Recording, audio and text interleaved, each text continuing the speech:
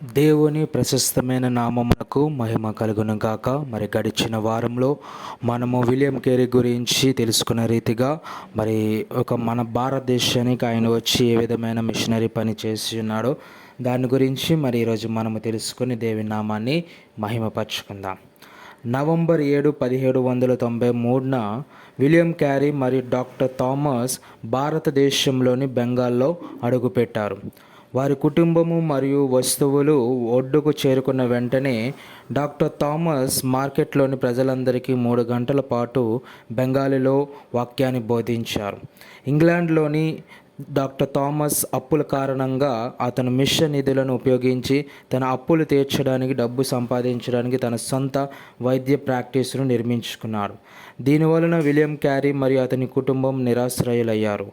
కానీ William carry కుటుంబానికి నివసించడానికి స్థలం ఉండేలా డాక్టర్ థామస్ మరిన్ని నిధులను పొందగలిగాడు. ఈ ప్రతికూలతలతో కూడా క్యారీ పంటలు నాటాడు మరియు తన కుటుంబాన్ని పోషించడానికి స్థానికులతో కలిసి పనిచేశాడు. హాస్యాస్పదంగా ఏమిటంటే బొబ్బలు కలిగించే ఎండకు అతనికి అలర్జీ భారతదేశంలో ఉన్నప్పుడు ఎప్పుడూ రాలేదు. మరుసటి సంవత్సరం విలియం క్యారీ బెంగాల్లోని ఒక ఇండిగో ప్లాంట్లో సూపరింటెండెంట్గా నియమితుడయ్యాడు. అతను బోధించాడు మరియు తన మొదటి బైబిల్ అనువాదాన్ని కూడా ప్రారంభించాడు. అతను బెంగాలీ భాషను సులభంగా నేర్చుకోగలిగాడు. ఒక వారంలోనే అతను అనువాదకుడు లేకుండా, ట్రాన్స్లేటర్ లేకుండా సంక్షిప్త సందేశాలను కూడా ప్రకటించగలిగాడు. క్యారీ తన జీవితంలో తనకు డైరీలో ఈ విధంగా రాసుకున్నాడు: నా ఆశ అంతా దేవుని మీదే ఉంది మరియు నా ఓదార్పు అంతా ఆయన నుండే వస్తుంది. ఆయన శక్తి లేకుండా ఏ యూరోపియన్ మతం మార్చబడలేడు మరియు ఆయన శక్తి ఏ భారతీయునైనా కూడా దేవునిలోని రక్షణలోనికి మార్చగలదు.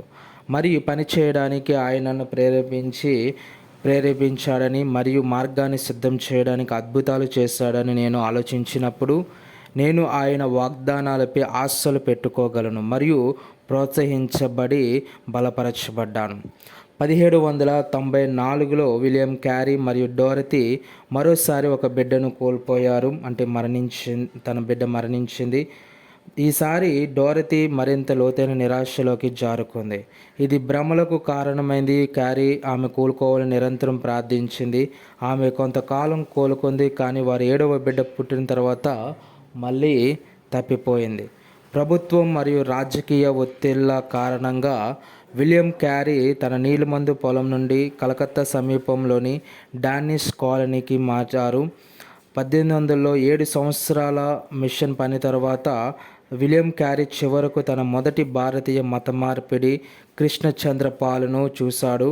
మత మార్పిడి తర్వాత అతనిపై దాడి జరిగినప్పటికీ కేసీపీ డిసెంబర్ 29, 1800 సంవత్సరంలో ఆయన బాప్తిస్మము పొందాడు. వెంటనే అతను తన భార్య, కుమార్తెలు, సోదరి మరియు పొరుగువారిని కూడా క్రీస్తు వైపుకి ఆయన నడిపించాడు. మార్చి 5, 1801న పూర్తి బెంగాలీ కొత్త నిబంధన చివరకు ముద్రించబడింది మరియు బైండ్ చేయబడింది. ఇది క్యారీ మరియు ప్రింటింగ్ సిబ్బంది 8 సంవత్సరాల కృషి ఫలితంగా జరిగింది. ఈ సమయంలో విలియం క్యారీ కూడా సంస్కృతం నేర్చుకోవడం ప్రారంభించాడు మరియు దాని క్రొత్త నిబంధన అనువాదంపై పనిచేయడం ప్రారంభించాడు. అదే సంవత్సరంలో ఆంగ్లేయులు ఆర్థిక మరియు ప్రభుత్వాన్ని నేర్చుకోవడానికి కలకత్తాలోని ఫోర్ట్ విలియం కళాశాలను కూడా స్థాపించబడింది. కానీ వారు బెంగాలీ మరియు సంస్కృత భాషలను కూడా నేర్చుకోవాలి.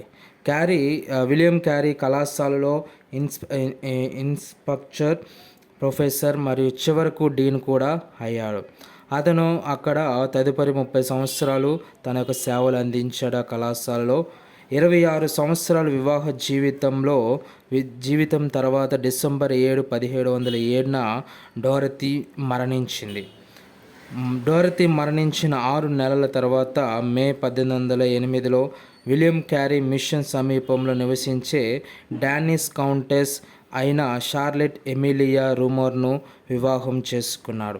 ఆమె యవ్వనంలో గాయాల కారణంగా ఎక్కువ సమయం విశ్రాంతికి పరిమితమైనప్పటికీ షార్లెట్ ఇప్పటికీ క్యారీ అనువాద పనిలో మరియు పెరుగుతున్న పరిచర్యలో సహాయము చేయగలిగింది.